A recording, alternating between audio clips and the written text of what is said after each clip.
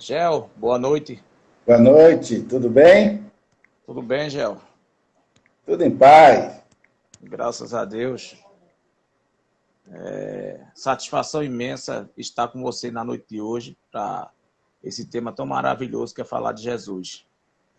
Graças a Deus por essa oportunidade. Os amigos fraternos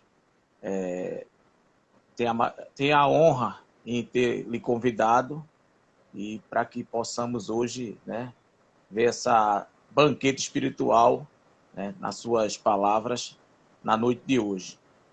A gente inicia com a prece, e depois da prece você fica a cavaleiro para fazer suas considerações iniciais e quando faltar mais ou menos 5 minutinhos para as 9 horas, aí eu passo um comunicado para você, para que a gente possa encerrar a palestra e você, se tiver a possibilidade, nos fazer a prece final. Certo, Gel? Ok. Ok. Estamos exatamente às 8 horas e 1 minuto. Eu vou iniciar com a prece e depois da prece, aí você passar seu currículo para nós e para o público que está presente na live na noite de hoje. E depois começa com a sua palestra. Deus de infinita bondade, de amor, de paz, de prosperidade, Jesus, nosso irmão maior, guia e modelo, Maria Santíssima, nossa mãe espiritual, mentor dessa casa de oração e trabalho, Dr. Bezerra de Menezes, a espiritualidade amiga e irmã que se faz presente na noite de hoje, nos orientando nesse trabalho maravilhoso, que possamos ter a oportunidade de hoje de nos escutar o nosso irmão Gel, para que possamos sair daqui melhor do que chegamos. Acreditamos em dias melhores, em oportunidade de vida melhores, para que possamos sair das dificuldades que o mundo atravessa. Que a mão de Deus faça presente na vida de cada um, nessa oportunidade que temos hoje, e que os bons irmãos de luz possam sempre nos auxiliar nesta caminhada. Que os bons feitores façam sempre presente, iluminando a caminhada de cada um, iluminando esse irmão que na noite de hoje vai nos dar a oportunidade de nos aprender um pouco com a sua experiência, com a sua vivência no mundo espiritual, na vida espiritual, e que possamos sair daqui na oportunidade de dias melhores. Muita paz, muita luz, que a mão de Deus faça presente hoje, agora e sempre.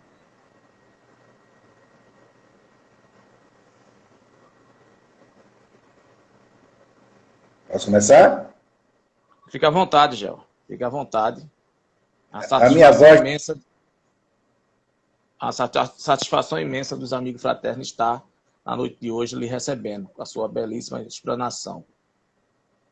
A alegria é toda minha. A minha voz está chegando bem aí para vocês? Tranquilo. Beleza, tá, tranquilo. Então, muita paz para todos, boa noite. Eu trago um forte abraço do IPEP, Instituto de Intercâmbio do Pensamento Espírita de Pernambuco, e também da Casa de Acolhimento de Crianças e Adolescentes em Risco Social, Lar Paulo de Tarso. É uma alegria estar aqui com vocês hoje à noite, no Grupo Espírita Amigos Fraternos, para conversarmos sobre o Espiritismo, já que Espiritismo não tem professor, todos nós somos alunos. O tema que nos pediram para falar no dia de hoje foi Jesus, modelo e guia.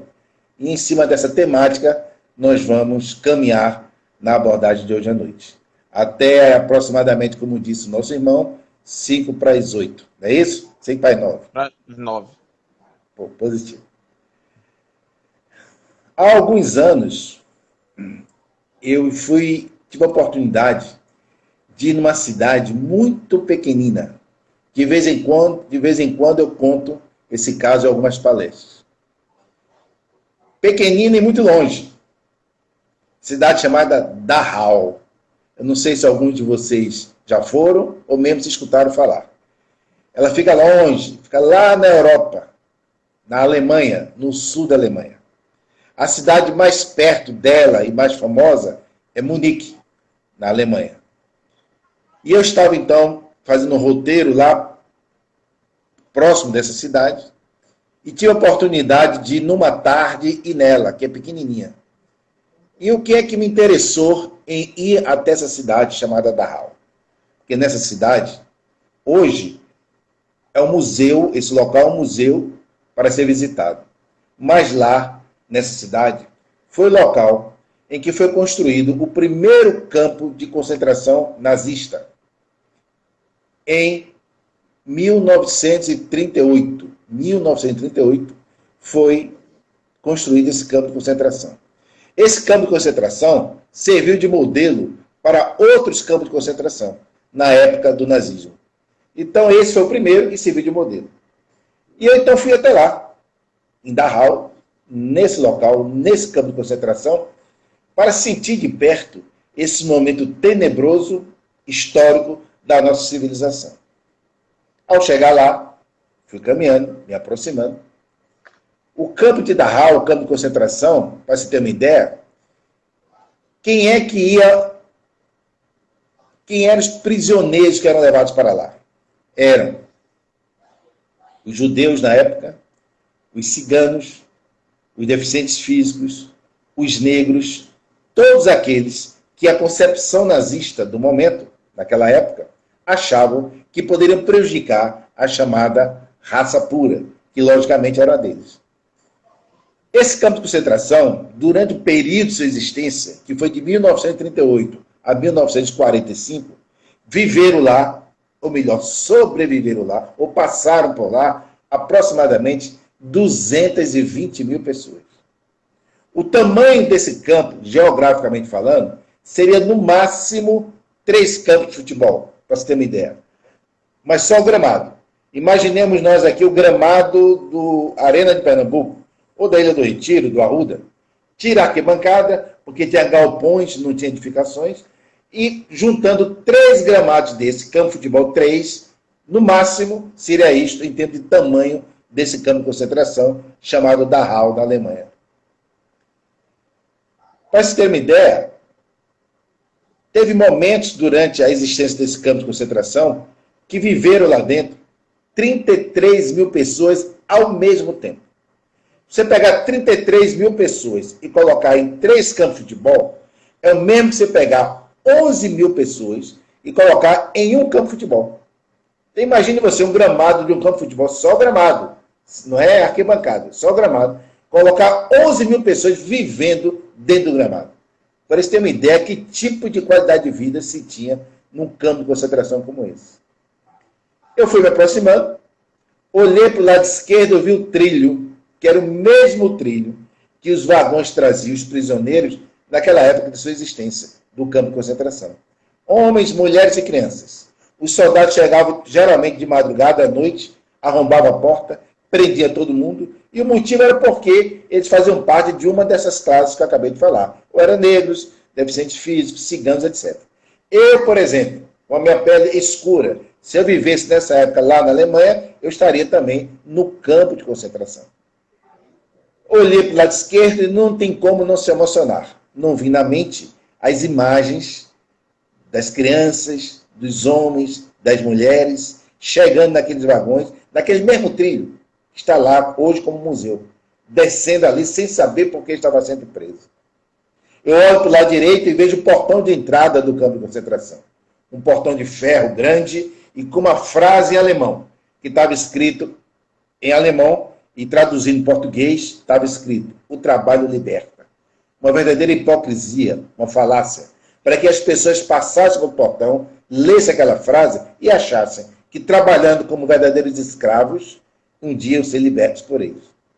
Eu passei pelo portão e passou na minha mente, por esse portão, passaram aproximadamente 220 mil pessoas no passado. Quando eu transpus o portão, olhei para o lado direito, eu vi o primeiro galpão. Como eu disse, eram galpões que tinham e não edificações. E era o galpão da triagem na época. Nesse galpão, as pessoas chegavam, deixavam suas roupas, suas joias, tirava até o dente de ouro, se tivesse ouro no dente. Perdia ali completamente a sua identidade. Não tinha mais vínculo familiar nenhum, nacional nenhum. Perdia o nome e recebia na pele um carimbo forte, marcado, de um número. A partir daquele momento, a pessoa era um número. Suponhamos que eu chegasse lá e me carimbasse com 53. Acabou. Eu não tinha mais nome, não tinha mais família. Eu me resumia apenas a ser o de número 53. Saí desse galpão, olhei para frente de um galpão um pouco mais distante. Fui até lá. E era o galpão dos dormitórios. Se é que podemos chamar de dormitórios.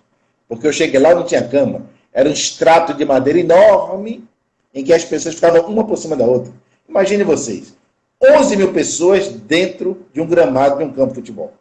Então as doenças, tifo, etc., totalmente fora de higiene, doenças, subnutrição, etc. Eram condições de vida daquelas pessoas. Ao lado eu vi o sanitário. Eram algumas dezenas de vasos sanitários para atender 33 mil pessoas. Então imagine como era a situação. Não tinha nenhuma divisória. Então homens e mulheres sentavam ali sem nenhuma divisória. Se não quisesse, não ficasse. Era dessa maneira que funcionava o sanitário lá no campo de concentração de Dachau. Quando eu estava chocado observando tudo isso, me veio na mente a lembrança das câmaras de gás. E eu fiz questão de visitar as câmaras de gás. E elas ficavam lá no final do campo de concentração. Eu fui andando. Quando cheguei lá no final, entrei. Um silêncio total. Sepulcral. Não tinha nenhum cartaz pedindo silêncio para as pessoas. Mas um respeito àquele momento. Diante de tudo que aconteceu ali. Milhares de pessoas foram mortas ali, ninguém falava nada. O único barulho que nós escutávamos era o tic-tac de uma máquina tirando fotografias, etc. Eu entro na câmara de gás, um ambiente relativamente pequeno, umas portas grossas, uns buracos no teto, porque no início as pessoas eram levadas para lá sem saber que iam morrer envenenadas. Os soldados do campo de concentração chegavam lá dos galpões e falavam mais ou menos assim: hoje vão tomar banho do número 70 ao número 90. E tinham pessoas ali que já estavam há meses sem tomar banho. Então imagine vocês, no ambiente daquele, um por cima do outro, sem tomar banho, doenças. O ser chamado para tomar um banho era um verdadeiro prêmio do céu. Então eles iam alegres no início. E os soldados falavam para os que ficaram que aqueles dali iam se transferir ou mesmo serem libertos. No início eles pensavam que era um banho, mas na realidade era um envenenamento. E chegaram ali na câmara de gás, você via aqueles buracos nas paredes, nos tetos, pensando que era chuveiro. Lá eles se despiam, todo mundo misturado, homens e mulheres, sem roupa nenhuma, e aí fechava as portas e saiu o gás venenoso.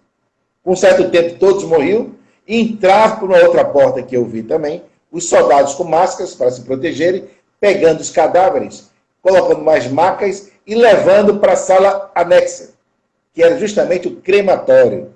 E lá eu fui e vi as 4 fornalhas, as mesmas daquela época. Em certo período, os corpos humanos eram aproveitados para ser feitos de sabão, após passarem pela câmara de gás. Simplesmente chocante. Eu parei, me emocionei, lágrimas nos olhos, pensei comigo mesmo, como é que pode? Como é que pode o ser humano chegar a esse ponto? Pegar, queimar os negros, queimar os judeus, queimar os ciganos, queimar os deficientes físicos, envenenar, simplesmente por serem diferentes. Onde é que nós erramos? Onde está o erro? Alguém pode falar assim, mas isto foi um problema de um grupo pequeno. Não, não foi. Eu vi lá nos campos de concentração. Quando Hitler falava, lá tem umas imagens que eu não tinha conhecido antes, milhares de pessoas num gramado enorme, todos no silêncio sepulcral, aplaudindo aquele homem. Quando ele estava no auge, chegava nas cidades do interior, lá na Alemanha, as pessoas, homens, mulheres e crianças, colocavam flores, quando ele desceu do carro, no chão, para que ele não pisasse no chão, e sim nas flores. Quando eu estava lá, então, na câmara de gás, saindo, refletindo, passa uma mulher perto de mim, E pensando alto, também numa reflexão, ela pensa mais ou menos assim, dizendo em inglês, why, que traduzindo significa por quê? Por quê? Por que nós nos permitimos passar por uma situação dessa? Por que a humanidade chega tão baixo no fundo do poço? Aí alguém vai falar assim, mas os alemães... Não, os alemães são seres humanos, iguais a nós. Brasileiro, alemão, pode mudar os costumes, mas na essência somos iguais. Não tem diferença do brasileiro, o argentino, o chinês, o japonês, o alemão. O alemão fez aquela situação numa circunstância, mas quem disse que nós não faríamos também? É bom frisar que o povo alemão hoje tem uma vergonha enorme do que aconteceu no passado. Tem uma vergonha enorme. Não gosto nem de falar sobre esse assunto, também é vergonha que eles têm. E é bom frisar que o povo alemão na época, assim como é hoje, sempre foi um dos povos mais cultos do planeta Terra. Então, como é que um povo tão culto do planeta Terra pode se permitir chegar a esse ponto de degradação humana? E alguém antes que pensa assim, porque os alemães... Então, eu vou sair da Alemanha agora na nossa reflexão na temática de hoje e vamos mais amplo. Há aproximadamente 200 anos atrás, a humanidade não sabia o que era rádio, não sabia o que era televisão, avião nem pensar, carro, nada disso a humanidade tinha. Nem energia elétrica, lâmpada como nós conhecemos. Allan Kardec, na época dele, usava lampião à noite. Não tinha energia elétrica no formato como nós utilizamos hoje, uma lâmpada e liga dentro de casa. Há 200 anos atrás, jamais teria uma reunião como essa. Através de celular, de internet, etc, etc. Para você ter uma ideia, como a humanidade evoluiu no aspecto da tecnologia, quando o presidente dos Estados Unidos, chamado Abraham Lincoln, foi assassinado, a Europa, a poderosa Europa, países poderosos, Inglaterra, França, etc., só veio saber que o presidente dos Estados Unidos tinha sido assassinado aproximadamente 15 dias depois. Veja o atraso da comunicação na época. Quando o nosso Dom Pedro I deu o grito de independência aqui no sudeste do país, no interior de São Paulo, dezenas de cidades nordestinas só ficaram sabendo desse grito de independência quase 90 dias depois. Veja como era a era da comunicação, era atrasada. Hoje, tem uma Copa do Mundo, como teve, por exemplo, em Moscou. Você liga a televisão em casa, assiste o jogo, a mesma imagem de alguém que esteja ou estivesse lá na arquibancada no estádio de futebol de Moscou. Hoje acontece qualquer coisa no mundo, você vê instantaneamente. Eu estou aqui falando, vocês têm gente em Gravatá, talvez em Garanhuns, em Recife, em qualquer lugar do mundo pode ver a nossa conversa aqui agora.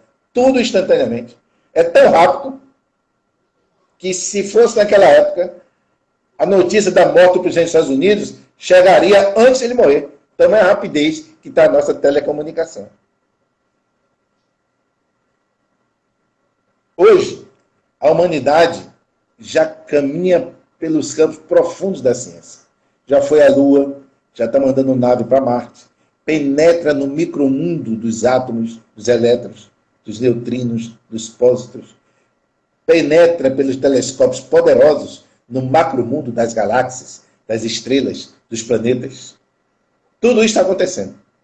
No entanto, segundo a ONU, a Organização das Nações Unidas, o planeta Terra hoje está se aproximando, em termos populacional dos seres humanos, se aproximando de 8 bilhões de habitantes. 8 bilhões de habitantes. É muita gente. Muita gente. É quase que 40 vezes a população brasileira. 8 bilhões de habitantes, se aproximando disso. Mas desses 8 bilhões de habitantes, segundo a própria ONU, quase 3 bilhões não têm acesso à energia elétrica. E quase 2 bilhões, ou seja, 10 vezes a população brasileira, não tem acesso a vaso sanitário. E aproximadamente entre 800 milhões de pessoas e 1 bilhão de pessoas, segundo a ONU, ou seja, de 4 a 5 vezes a população brasileira na atualidade, segundo a ONU, toda noite vai dormir com fome crônica, em especial os idosos e as crianças. Fome crônica, não é esquecer de comer, hoje está sem vontade de comer, não. Fome crônica, quem não almoçou, quem não jantou, não sabe que vai ter café amanhã, isso é uma fome crônica. Aí quem faz a pergunta agora sou eu, lembrando daquela mulher lá no campo de concentração. Uai, por quê?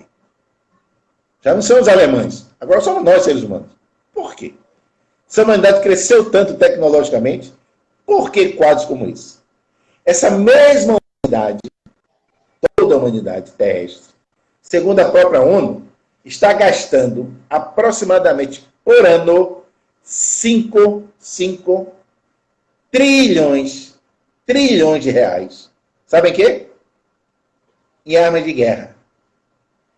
E, segundo a ONU, se a humanidade pegasse apenas 20%, não é nem tudo, 20%, ou seja, dos 5 trilhões, se pegasse 1 trilhão, certo? E aplicasse corretamente, em menos de 8 anos, acabaria a miséria material no planeta Terra. Eu pergunto, uai, por quê? Por que isso? A culpa é de Deus? Não. A culpa é só dos alemães? Não. Eu estou falando de seres humanos, da humanidade inteira. E aí? Como é que fica essa reflexão? A 3 de outubro de 1804, na cidade de Lyon, na França, reencarna um espírito que teria o nome de Hippolyte Léon Denisard Rivaio, mais conhecido entre nós com o pseudônimo de Allan Kardec. Ele reencarna com que missão? Com que objetivo? De ser o codificador de uma nova doutrina. Que nova doutrina seria essa? A doutrina que ele mesmo, Hippolyte Léon Denisard Rivaio, que vamos chamar a partir de agora de Allan Kardec, denominou, conforme está na introdução de O Livro dos Espíritos, chamando-a de Espiritismo. Ele reencarna uma família de classe média em Lyon, na França, pai, juiz de direito na época, com pouco tempo de idade, aproximadamente 10 anos de idade, vai estudar em Verdun, na Suíça, e Verdun que possuía o maior centro educacional da Europa na época, que era coordenado por um pastor protestante de nome João Pestalozzi. Lá ele estuda mais ou menos 10 anos de sua vida, uma média de 10 horas diariamente, se preparando em 2 sentidos principalmente. Um, entrando em contato com tudo que existia de mais moderno no campo da ciência humana, em todas as atividades do espírito, que seria vital para ele atuar depois como codificador. E outro aspecto muito importante foi ter contato direto com o próprio Pestalozzi, que já tinha recebido a influência educacional de Rousseau do século passado.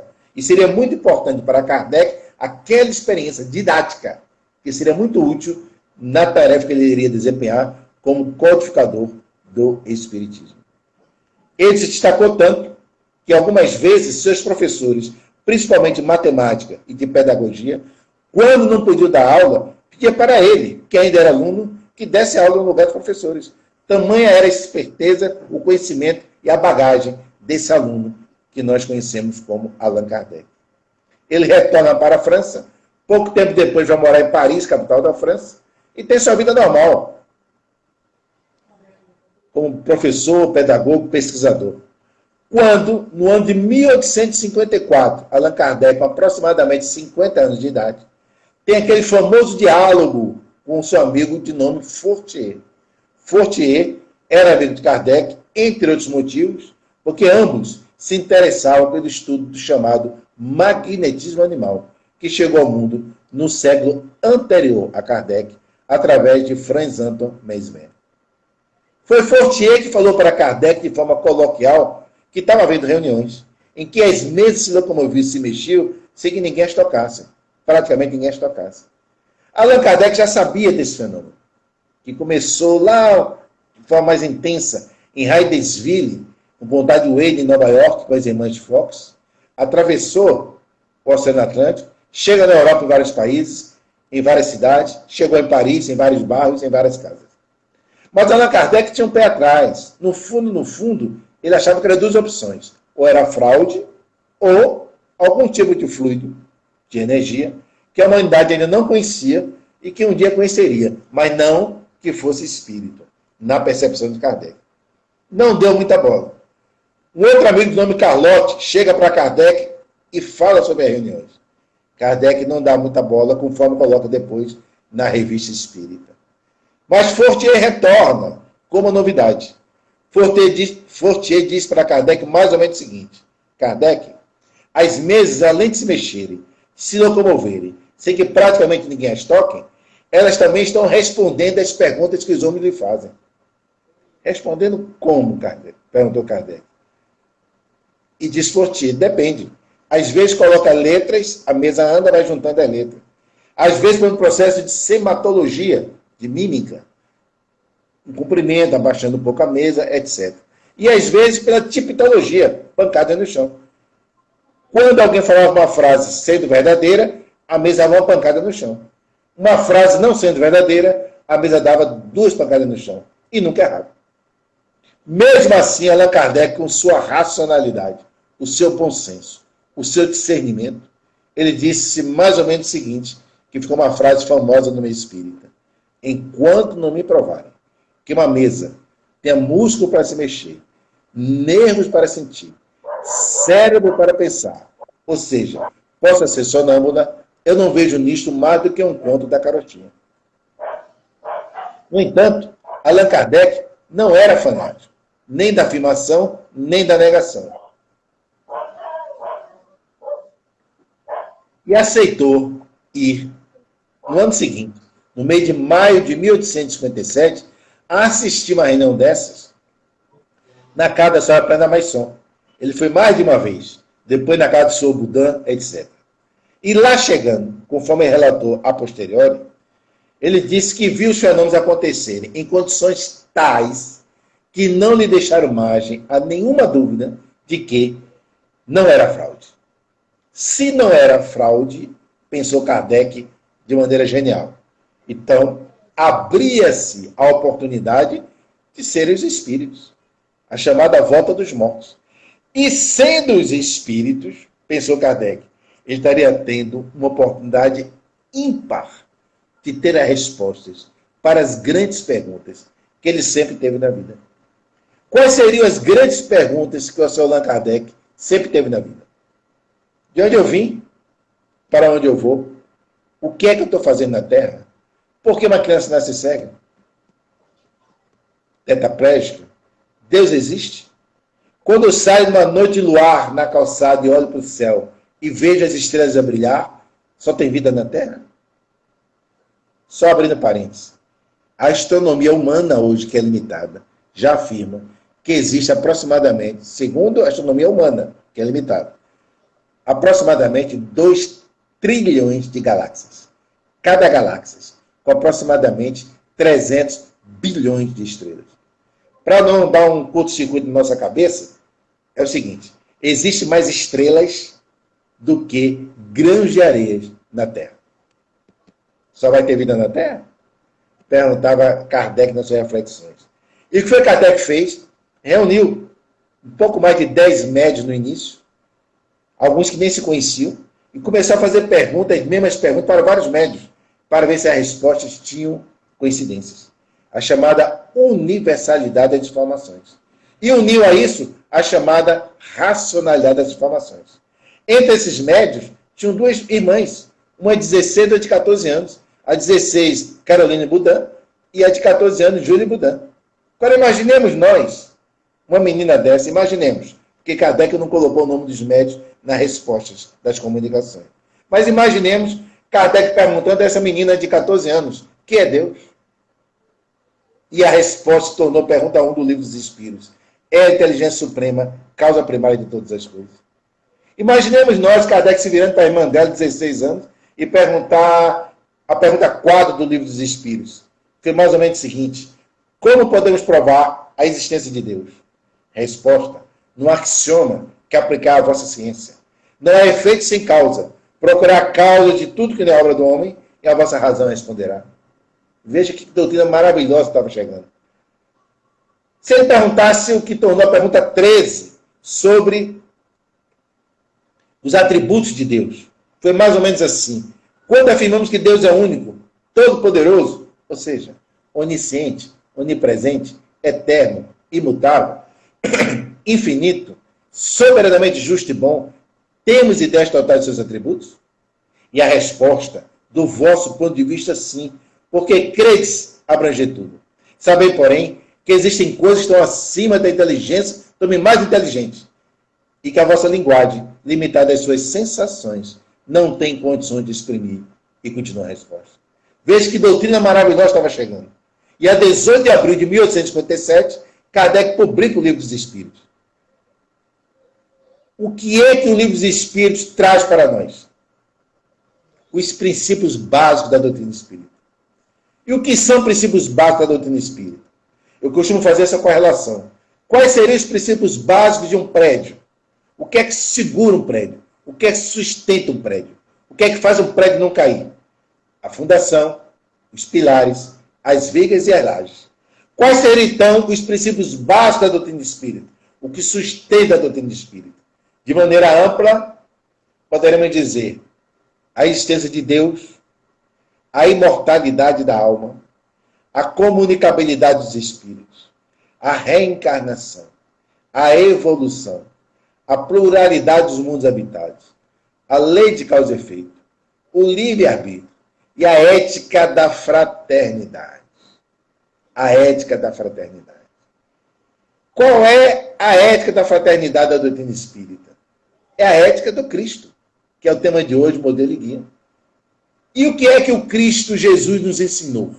Se nós pegarmos 4 evangelhos, ditos oficiais, e mesmo os considerados apócrifos, e fizermos um suco, colocarmos espremer no liquidificador, vai sair na essência 2 mensagens. Amar a Deus sobre todas as coisas e amar o próximo a si mesmo.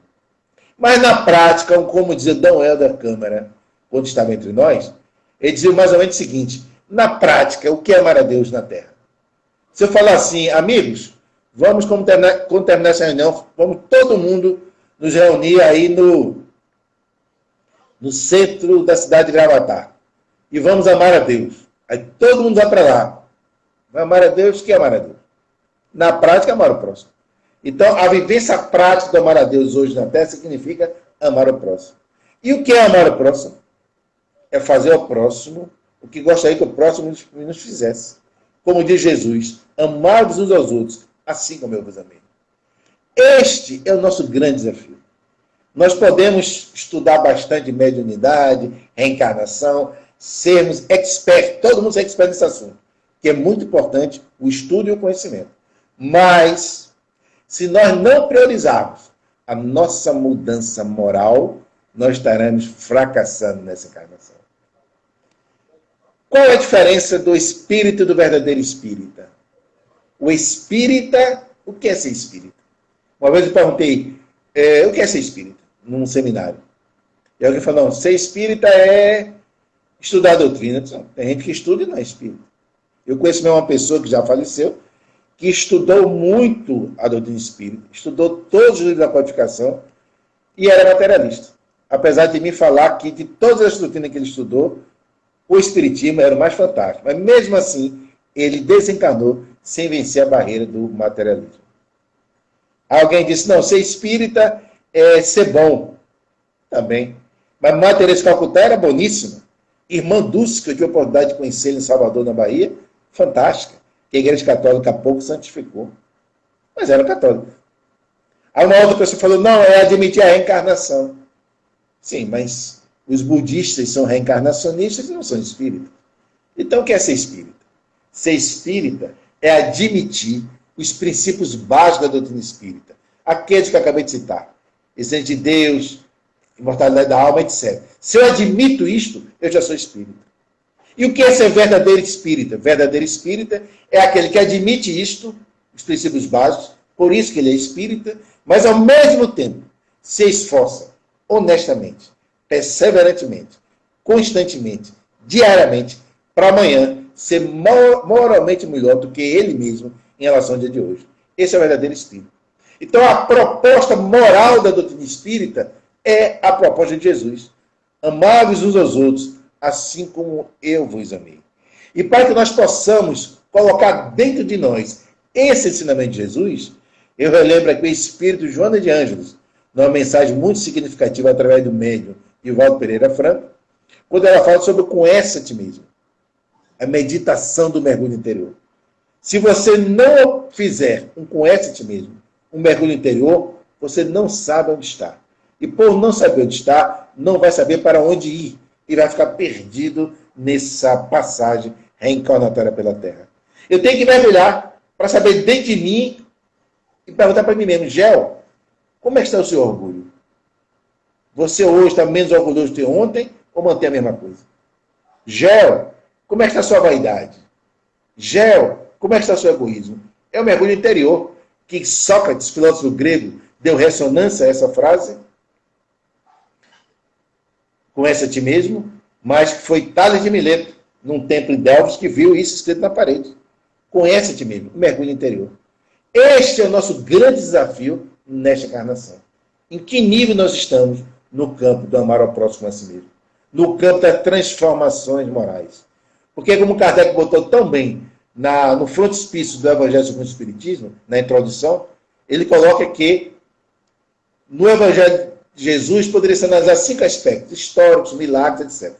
Mas o principal, o foco que ele concentrou, o Evangelho segundo o Espiritismo, foi o corpo moral da doutrina de Jesus. Porque se nos outros tem discussões, se ele estava subindo ou descendo morro naquele momento, se ele tinha tantos ou mais ou menos irmãos, essas discussões históricas, Kardec não se prendeu a isso. Mas ele foi exatamente, cirurgicamente, no aspecto moral da doutrina de Jesus, que visa a transformação do homem, como tem no Evangelho segundo o Espiritismo. O que vai mudar o planeta Terra, o que vai melhorar a sociedade, não é religião A, B ou C, mas sim os homens, de maneira ampla, homens, mulheres, os seres humanos de bem. É isso que vai mudar o planeta Terra. Madre Teresa Calcutá não precisava deixar o catolicismo, Irmã Dulce não precisava deixar o catolicismo, Martin Luther King não precisava deixar o protestantismo, Mohandas Karanj Gandhi, o famoso Mahatma Gandhi, não precisava deixar o hinduísmo, Chico Xavier não precisava deixar o espiritismo. Porque todos esses que eu citei souberam da vivência crística dentro das suas concepções religiosas. Porque essa é a grande mensagem de Jesus. Um índio que está numa tribo que nunca escutou falar de Jesus, nunca leu nenhum livro, mas se ele for fraterno, se ele for pacífico, respeitoso, ele está sendo cristão, mesmo sem saber que Jesus existiu. Porque ser cristão não significa rótulo religioso, significa postura comportamental, vivência do seu eu. Uma vivência crística, o amar ao próximo como a si mesmo, é vivência crística. Perguntaram uma vez para Gandhi, que era hindu, em termos formais, não seria cristão, o que é que ele achava de Jesus? E ele respondeu o seguinte, que se a humanidade tivesse apenas o sermão da montanha, as bem-aventuranças, já teria um farol claro para iluminar moralmente a sua estrada. Mas que ele estreava, Gandhi, porque na época os ingleses se diziam cristãos, estavam colonizando os indianos, mas que ele estranhava era que ele viu uma distância enorme entre o Mestre Jesus e aqueles que diziam ser os seus discípulos. Momento de reflexão. Então, no tema de hoje, Jesus, modelo e guia, a pergunta reflexiva, consciencial e individual é: o que é que nós estamos fazendo das nossas vidas? Hoje, eu estou moralmente melhor do que ontem ou estou acomodado? Eu nem estou preocupado com isso. Porque se hoje a humanidade está se aproximando de 8 bilhões de habitantes, não existe nenhum deles com mais de 130 anos de idade. Ou seja, a morte é inevitável. Então, mais cedo ou mais tarde, ou em Recife, ou em Gravatá, ou em João Pessoa, ou em Nova York, ou em Pequim, ou na Rússia, ou na Lua, nós vamos ser abraçados pela chamada morte. E não tem como fugir desse momento. E a pergunta é, o que é que nós estamos fazendo agora, nesse momento, aqui na Terra? E que tipo de bagagem nós iremos levar quando o nosso corpo tombar em um túmulo, em qualquer espaço do planeta Terra? Momento de reflexão. Então, a moral espírita é a moral de Jesus, é a moral do Cristo, que se resume a amar a Deus sobre todas as coisas e amar ao próximo como a si mesmo. E é aí que estão os nossos grandes desafios da vida. Eu citei aqui no início da exposição, que trazia um abraço do IPEP, e do Lar Paulo de Tarso. O Lar Paulo de Tarso é uma casa que acolhe crianças e adolescentes, fica aqui em Recife, no bairro do Ipicep. Crianças consideradas de situação de risco social de alta complexidade. O que é que vem a ser isso? Elas moram conosco. Então, são crianças que são, às vezes, abusadas sexualmente pelos pais, violência física, pais envolvidos em drogas, que não têm condições de ficar com a criança. Então, chegam para morar conosco ou pelo Conselho Tutelar ou diretamente pelo Juizado da Infância e Juventude. E ficam morando conosco por um período, que pode ser semanas, meses ou anos. Cada caso é um caso. A criança, às vezes, se tiver condições, retorna para onde estava. Se não, vai morar com o tio, com o avô. Se não, vai para adoção. Cada caso é um caso. Então, a casa é pequena, moram conosco até 15 crianças e adolescentes ao mesmo tempo. Mas, devido à rotatividade, no ano passado moraram conosco aproximadamente 40 crianças e adolescentes. Bom, eu dei essa rápida nivelada só para contar alguns casos reflexivos. Em pleno século XXI, que nós estamos, tem cada caso dolorosos. E nós perguntamos, uai, aquela pergunta inicial, por quê? Segundo o IBGE, a população brasileira, 94% da população brasileira, ou seja, de cada 100 pessoas, 94 se afirma cristã. Não estou nem desmerecendo os outros 6, que podem ser pessoas maravilhosas. Mas de cada 100 pessoas, 94 no Brasil se diz cristã. Se uma pessoa se diz cristã, tem quem como referência moral? Jesus. E o que Jesus ensinou? Amar a Deus e amar o próximo. Pois bem. Então vamos para a reflexão. Uma vez chegou uma menina para morar conosco, tinha 5 anos e meio. 5 anos e meio, o juiz mandou morar lá no Lar Paulo de Tarso com a gente. Ela morou conosco aproximadamente 2 anos. Uma menina. Sabe por que essa menina foi morar conosco? Porque essa menina estava sendo, no mesmo período, não no mesmo lugar, no mesmo período, abusada sexualmente pelo pai, pelo padrasto, e pelos 2 irmãos mais velhos, todos 2 com mais de 20 anos de idade. Então, uma menina de 5 anos e meio, sendo abusada sexualmente por 4 homens, pai, padrasto e 2 irmãos com mais de 20 anos. Aí eu pergunto, uai, como é que pode? Uma sociedade que 94% se diz cristã, em pleno século XXI, permitir um quadro como esse? Um momento de reflexão. Um segundo caso reflexivo que eu trago da noite de hoje. Uma outra menina chegou para morar conosco com 6 anos de idade. 6. Morou conosco aproximadamente 1 ano e pouco. Essa menina morava com a mãe, em um bairro bem carente aqui de Recife. Ela e a mãe. A mãe usuária de crack. Quando ela morava com a mãe ali na rua, um senhor de cabelos brancos, que tinha idade de ser o avô dessa menina, a estuprou. A vida continuou. Um dia, essa menina saiu com a mãe e foi para o centro da cidade do Recife. Lá chegando, a mãe usou crack e entrou em nóia, como se diz. Foi para o lado e deixou a menina sozinha. Menina de 6 anos de idade, só com a roupa do corpo, sem dinheiro e sem saber voltar para casa. Resultado, a menina ficou morando na rua. Ao morar na rua, essa menina foi estuprada pela 2ª vez, com 6 anos de idade. A gente sabe, porque quando as crianças chegam para morar conosco, o juizado encaminha a ficha da criança. E isso é o mínimo que se sabe. Pode ter tido coisa que nem o juizado soube. Sabe o que essa menina fez, amigos e amigas? Ela procurou no centro da cidade do Recife, onde é que os cachorros dormiam. E passou a dormir no meio dos cachorros de madrugada. Por que ela fez isso? Ela fez isso para se proteger dos homens. Porque os homens se aproximavam dela para abusar sexualmente dela. Então, por um instinto de defesa, ela foi dormir no meio dos cachorros. Porque se o homem se aproximasse, o cachorro começava a latir. O poder público soube que existia uma menina nessas circunstâncias. E mandou uma equipe lá para ver onde estava essa menina. Acharam. E ela foi encaminhada para uma instituição grande, aqui de Pernambuco, que eu não vou dizer o nome. Lá chegando, ela foi estuprada pela 3ª vez. Aí o juiz tirou de lá e encaminhou para morar conosco. Menina com 6 anos de idade. Quando ela chegou para morar com a gente, eu chego lá, eu sempre faço, meus filhos, eu chamei de filho e filha do coração. Quando eu a encontrei, fui dar um abraço nela, um beijo, minha filha, vem cá.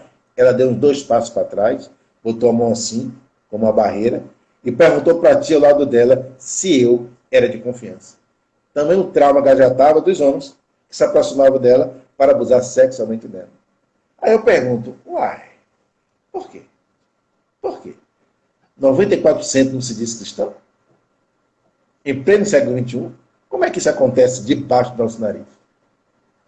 E eu poderia ficar aqui a noite toda com todos os casos, porque eu estou lá há 16 anos, e nesses 16 anos já moraram conosco um pouco mais de 310 crianças. Todas com casos dolorosíssimos. Senão não ia para lá. O juizado não vai tirar ninguém de um local para mandar morar com a gente, se não estiver passando por um problema muito sério. Então, quadros como esse, em pleno século XXI, nós paramos a perguntar, o que é que nós estamos fazendo enquanto cristãos? Jesus falou amar o próximo? Fazer ao próximo gostaria que o próximo nos fizesse? Amados uns aos outros assim como eu vos amei? O que é que nós estamos fazendo? Estamos nos mudando realmente moralmente? Ou estamos com palavras fáceis, pronúncias fáceis, mas na hora da transformação moral lá dentro, lá no fundo da alma, nós estamos com preguiça ou acomodados? Momento de reflexão. E nesses 10 minutos que me faltam, permitam-me contar uma história que de vez em quando eu estou contando em alguns ambientes. Talvez alguém já tenha escutado, que esteja vendo agora, não sei. Mas que, como me toca muito, está me tocando muito, e me traz profundas reflexões e ensinamentos, eu também procuro compartilhar essa história em outros ambientes, que acredito também vão servir de reflexões para todos. É uma história pessoal, familiar, que se enquadra na temática de hoje. Eu tenho 2 irmãs maravilhosas.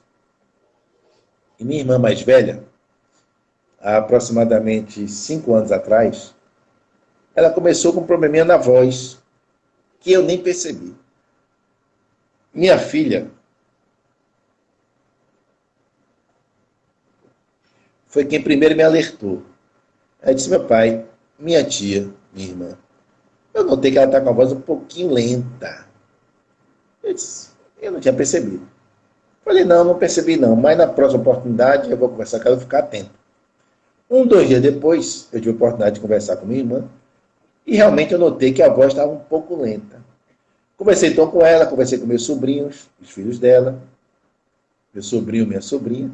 Enfim, ela começou a fazer uma bateria de exames para ver o que era.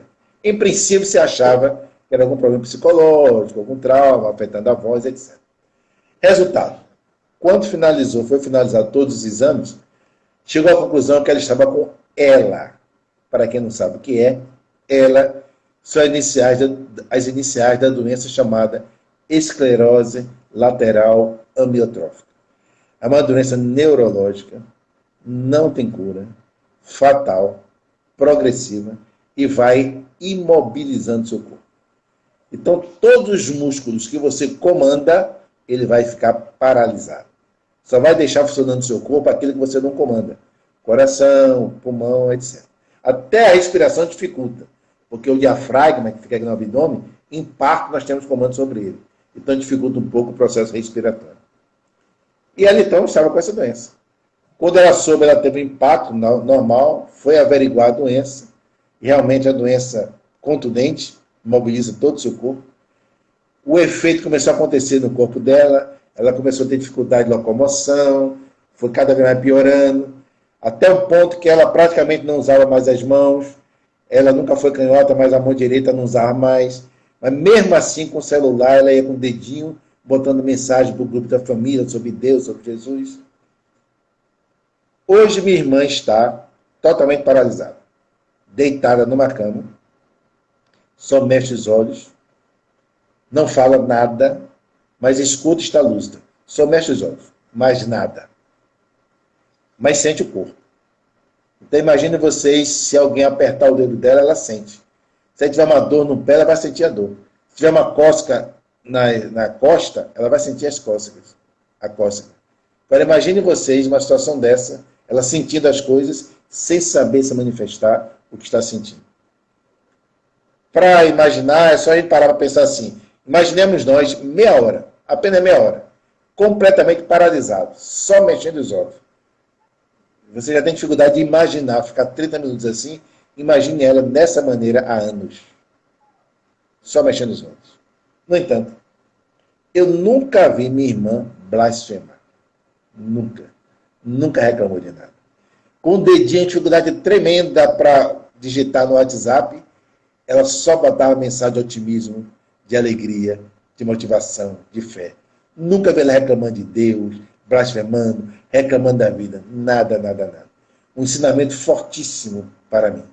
Um dia, eu visitando, que eu visito sempre, aplico um passe nela, falo, que ela escuta, mas não fala ela, só mexe os olhos. E eu converso bastante com ela, aplico a passe, tudo. Um dia eu cheguei para ela e disse: minha irmã, eu sei que você está lúcida, você está entendendo tudo que estou falando. Vamos fazer um código para a gente conversar. E o código era o seguinte: eu disse para ela, se eu falar uma coisa verdadeira, se for verdade, você fecha os olhos. Se eu falar uma coisa que não for verdadeira, você fica com os olhos abertos. E aí eu fiz vários testes com ela para saber se ela tinha entendido bem. Teste tipo: Recife é a capital de Pernambuco. Verdade, verdade. Ela fechava os olhos. Recife é a capital do Ceará. Verdade, não. Ela ficava com os olhos abertos olhando para mim. Fiz vários testes, ela não errou nenhum. Acertou todos, mostrando que estava lúcida e entendendo a minha conversa e o código que eu tinha acertado com ela. Uma vez que eu tive certeza que ela estava plenamente ciente, lúcida da nossa conversa e do nosso código, então eu comecei a fazer as perguntas que eu queria saber a resposta dela. E dessas perguntas, eu seleciono 3 para trazer a reflexão na noite de hoje. Uma delas foi: eu perguntei à minha irmã, meu pai, que já desencarnou há 8 anos atrás, ele tem aparecido aqui no quarto para lhe visitar?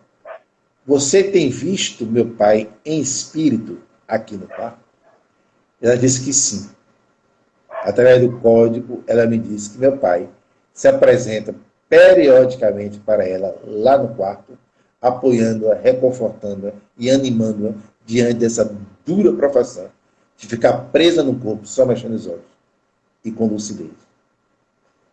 A segunda pergunta que eu fiz para ela foi: minha irmã, diante dessa dor, dessas dificuldades, dessa expiação profunda, que não é fácil, você ficar anos deitado numa cama só mexendo os olhos, sentindo o corpo só mexendo os olhos e sem falar. Eu perguntei para ela: minha irmã, você em algum momento, a sua fé foi abalada por essa dor, por tudo que está passando, a sua fé em Deus, em algum momento, abalou?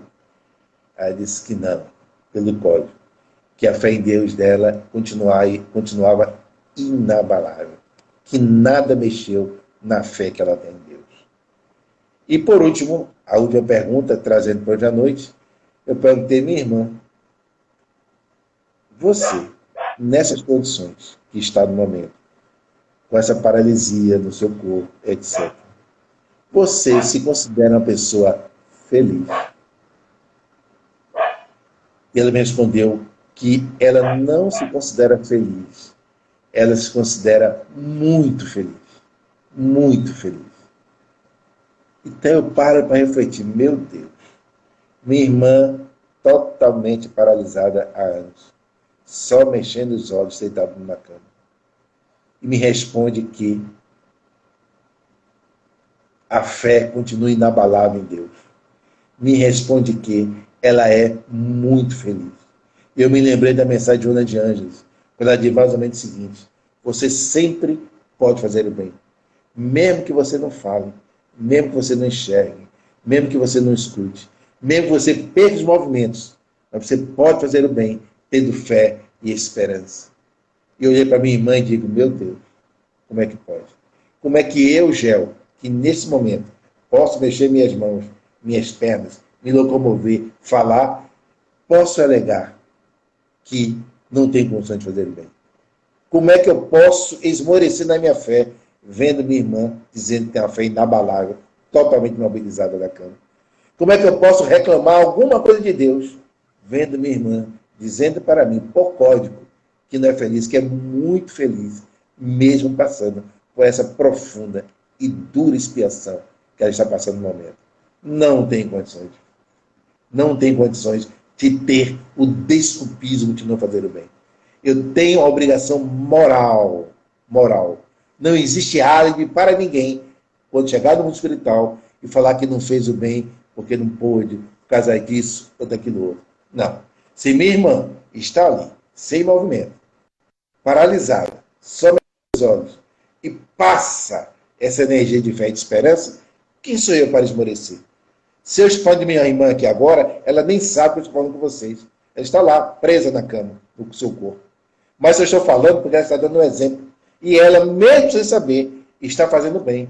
Porque eu sei que essa história dela vai servir de reflexão para muitos de vocês. E ela lá, no cantinho, o nome dela é Cristina, quem quiser orar por ela pode orar, ela está fazendo bem, como diz Joana de Ângeles. E mesmo distante, paralisada, está, pelo seu exemplo, arrastando pensamentos, tirando o pessimismo das pessoas e trazendo alegria, esperança e fé em Deus. Muita paz para todos. Muito obrigado. Já é uma satisfação imensa de nós, dos grupos Amigo Fraterno, ter você na noite de hoje, né, nessa belíssima explanação, esse ensinamento do Cristo, né, o guia e modelo, foi o tema da noite de hoje. A gente está assim, muito grato pela sua oportunidade, pela sua presença, certo? Levando a mensagem para os nossos irmãos que estão no outro lado, via internet. Graças a Deus por essa oportunidade, Gel. A gente amigos fraternos daqui de Moreno, estamos nos organizando enquanto grupo, estamos já com nosso ponto de apoio, nossa casa de oração e trabalho.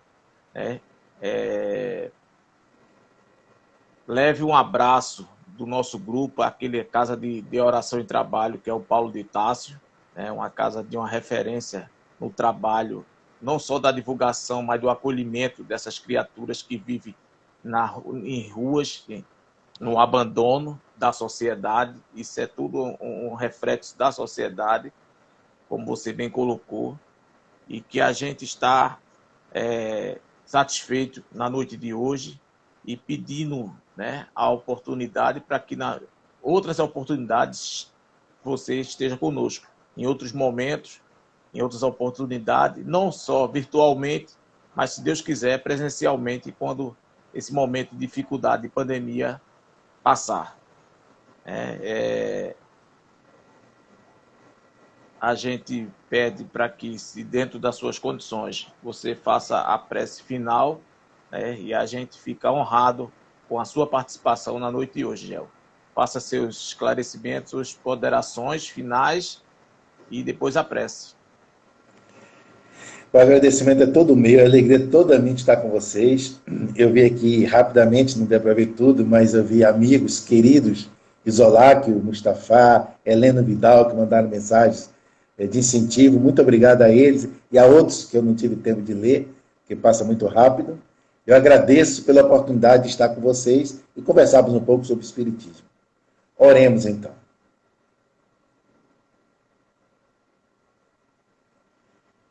Querido Jesus, muito obrigado, Senhor, por esse momento.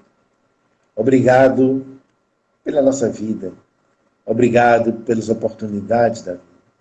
Obrigado pela tua mensagem de amor e de fraternidade, que há 2000 anos ilumina o planeta Terra.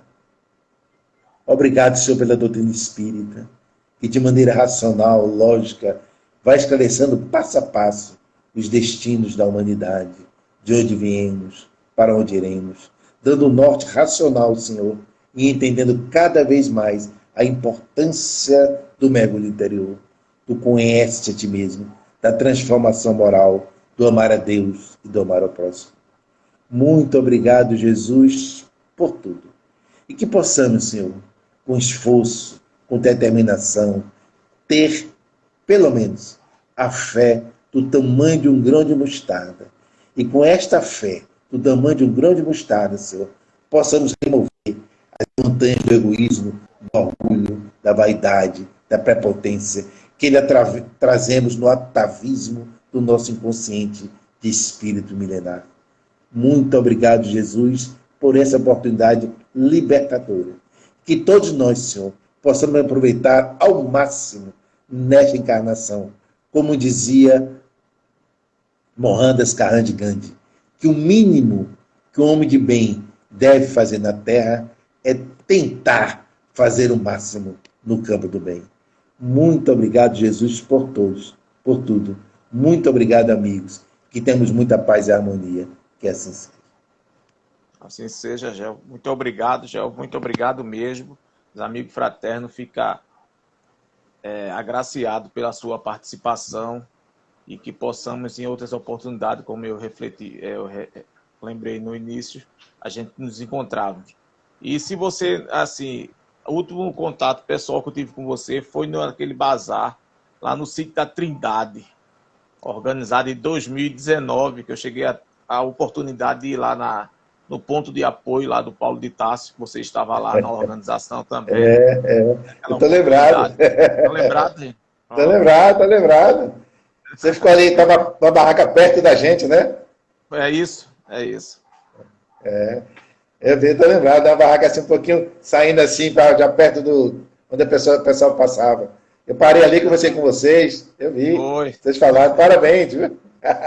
Não esqueci, não. Um abraço bem grande, muito obrigado, beijo para todos, viu? Tchau. Tchau.